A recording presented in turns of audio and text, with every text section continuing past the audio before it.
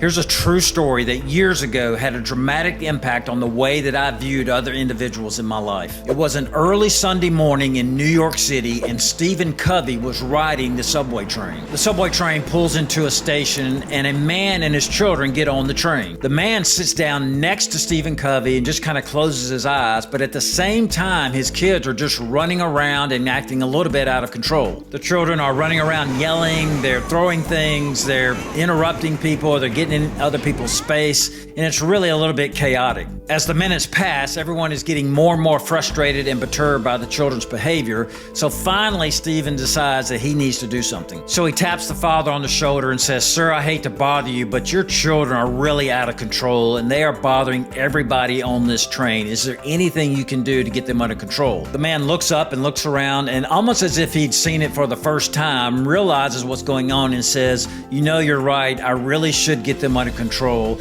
but I'm not sure what to do. We just left the hospital and their mother has passed away, and I'm sure they're feeling stressed from that, and I'm really at a loss for what to do next." When Stephen and the people around him heard the man say this, suddenly their whole perspective changed. Instead of being upset and frustrated, they suddenly were filled with compassion. Instead of wondering how they should get those kids under control, they were trying to figure out what could they do to help. Everything changed in a split second. Stephen started asking the man, "Is there anything I can do to help with your situation? Is there anything I can do to help with your kids?" And what just a few minutes before was, "Hey, can you control your kids?" was now, "How can I help?" Oftentimes we judge people based on what we're seeing on the outside, but we have no idea what an individual is going through. We don't know what people are dealing with. We don't know what could have caused someone to be in a certain situation or caused someone to act in a certain way. And when we understand their story, oftentimes it changes our entire perspective. Now, every time that I see someone and feel like I want to judge them because of the way they're acting or the things that they're saying, I think back to that subway story, because I have no idea what an individual has been through that would have caused them to say or act in a certain way. And I have no idea if I would act in the same way if I had been through what they had been through. And honestly, I think the world would be a much better place if we would all think of the story of the man on the subway. I try to provide tips and content from things that I've learned, so if you like content like this, then please like this video and follow me for more.